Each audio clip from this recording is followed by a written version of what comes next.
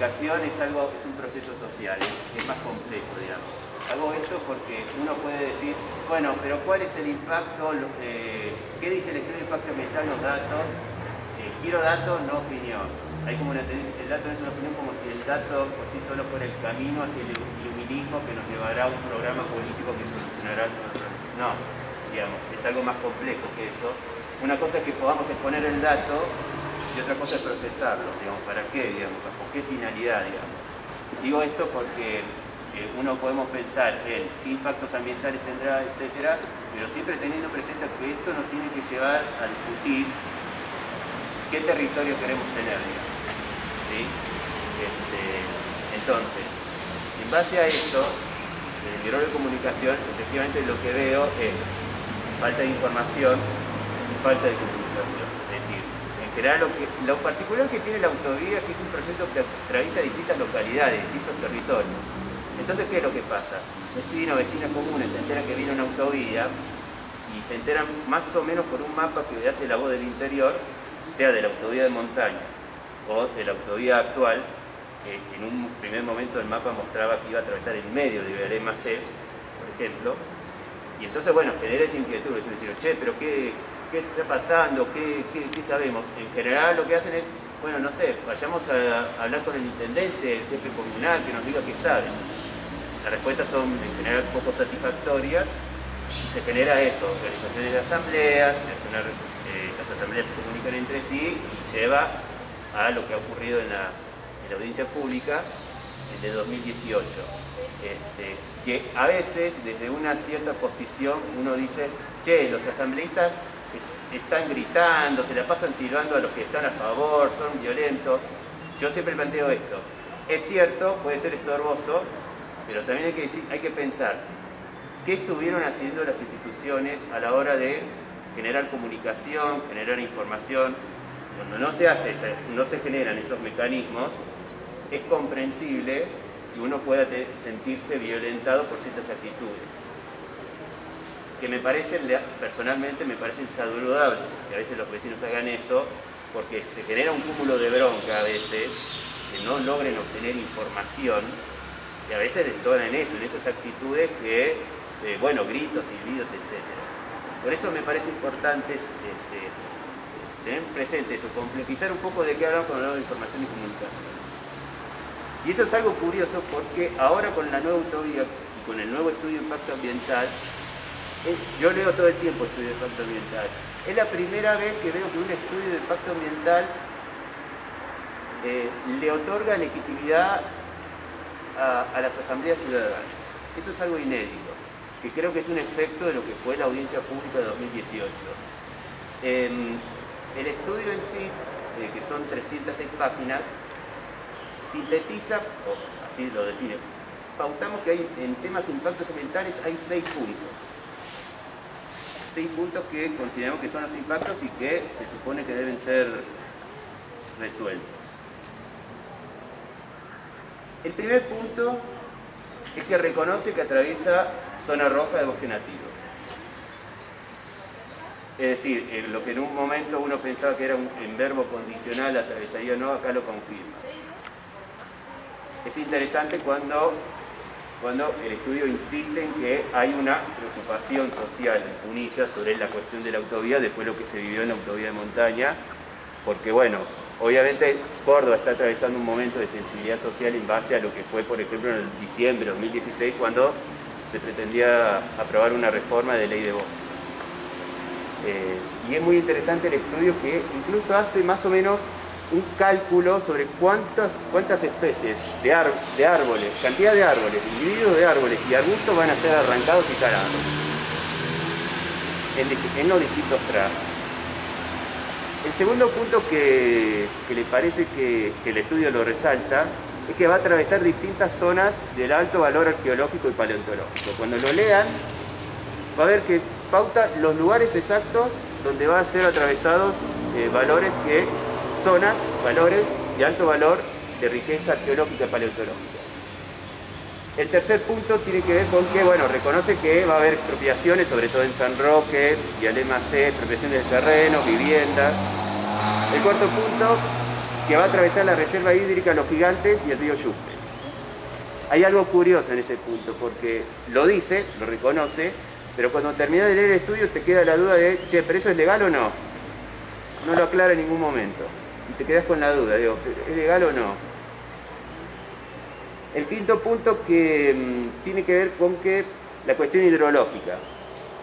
Atraviesa cuencas, atraviesa ríos, el río Yuspe, va a ser un puente del río Yuspe, va a ser un puente de acá para allá. Es decir, hay una cuestión sensible sobre lo que es el agua, que es lo que estamos lo que se ha vivido en este verano, y reconoce que la cuestión hidrológica, personalmente creo que es un tema que ojalá que los especialistas en recursos hídricos puedan enfocarse en eso. Lo reconoce como un tema importante, si cambio o no los cursos del agua. Y el sexto punto, la sensibilidad social, que es lo que vengo señalando.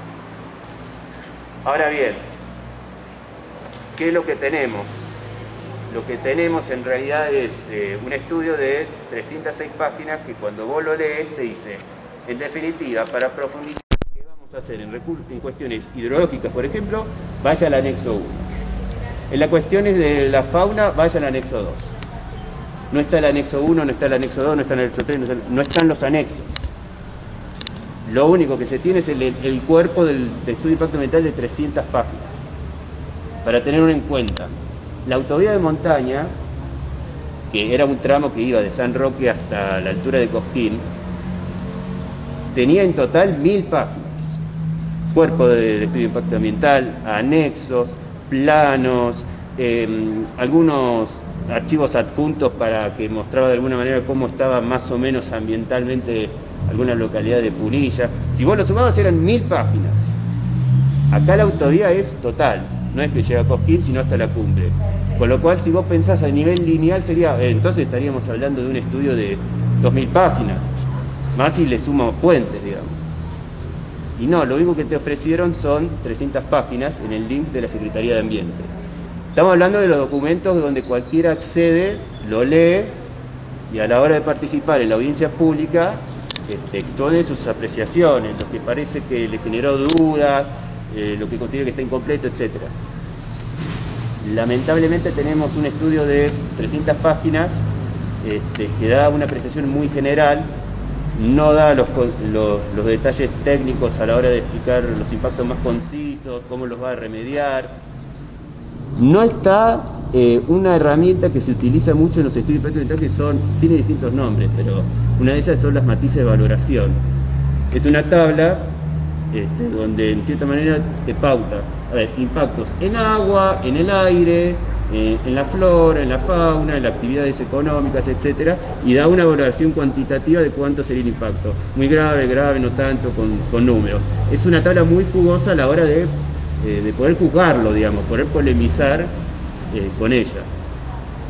El estudio dice, hemos hecho un estudio, una matiz de valoración y nos explica cómo funciona la matiz de valoración. Bueno, ¿dónde está? No, tiene que ir al y no está. La matiz de valoración no está, ni eso está. Entonces,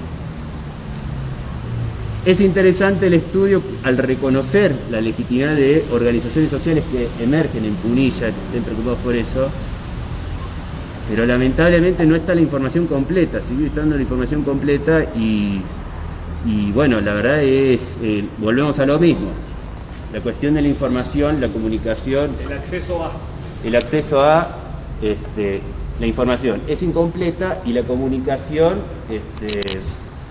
la verdad que no sé qué opinión tendrán los que... Ahora yo vivo en la ciudad de Córdoba, pero no sé cómo lo verán los sectores que estuvieron bien preocupados por el tema de la autovía, así a nivel territorial, pero parece que no hubo mucha instancia de diálogo con el gobierno. Hubo una noticia de la reunión del gobierno de Schiaretti con los intendentes que apuntaría más o menos... Bueno, acá hay otra cuestión. El estudio también da vía libre para que se puedan hacer algunas modificaciones según lo que demanden los municipios, etc. Yo hipotetizo que a lo mejor los anexos no los quisieron publicar porque si iba a haber algunos cambios, a lo mejor se iban a desactualizar. Una cosa, no sé, que hagan un ajuste de acá para allá y eso podría afectar en una cuenca o la otra y y iba a quedar desactualizado. No sé, yo lo lanzo así porque sí, porque la verdad no me explico por qué no están los anexos. Pero bueno, eso no ayuda, la verdad, porque, porque, repito, cuando lees el estudio te dice, para profundizar la cuestión hidrológica vaya al anexo 1, no está el anexo 1. A nivel, es un poco violento, si se quiere, quizás es exagerado, pero tengamos en cuenta eso, cuando uno se frustra que ver que el Estado no te está brindando la información y no hubo instancias de diálogo con el gobierno, después, bueno, se genera el conflicto, emerge lo que sería el conflicto socioambiental. Todo conflicto socioambiental en general ocurre cuando hay falta de información, cuando nadie te informa nada, cuando vos te enterás por un mapa de la voz del interior y no sabes nada, y te preocupás de ver cómo va a incidir en tu casa, en tu hábitat, en lo que sea, digamos. Entonces, bueno, y yo para aportar una cosa sobre el tema de la audiencia pública, es llamativo eso, porque yo estoy viviendo en la ciudad de Córdoba desde el año pasado, y la Municipalidad de Córdoba propuso discutir, crear un ente municipal para, bueno, regular el zoológico y algunos espacios verdes. Con el tema de la pandemia, lo que propuso el gobierno de la municipalidad fue, hagamos una audiencia pública virtual, no amparada en la ley de ambiente, sino por motus propio, y que la única condición sea que manden un DNI y chao. Después los empleados municipales charlan con vos, qué sé yo, para que pueda salir en vivo, y el encargado, el que presidía la audiencia pública, fue el viceintendente. La verdad que me llama la atención por qué las audiencias públicas ambientales de la provincia tengan que usar ese trámite engorroso, y en cambio en la Municipalidad de Córdoba, que es la misma fuerza política, no, solamente te pidió el DNI nada más, y encima que lo dirige el viceintendente, digamos. Nada, el viceintendente da la cara, te presenta con nombre y apellido y das tu opinión y listo. Y acá te ponen con una cosa engorrosa. Yo también estoy teniendo problemas con el CD solo por sacar fotos. Y efectivamente me llama mucho la atención eso, digamos. Entonces bueno, simplemente como para ir cerrando, antes de un estudio de impacto ambiental está un aviso de proyecto que sería como una especie de síntesis o adelanto que se le brinda a la Secretaría de Ambiente sobre qué proceso tiene, lo aceptan, bueno, ahora no el estudio de impacto ambiental.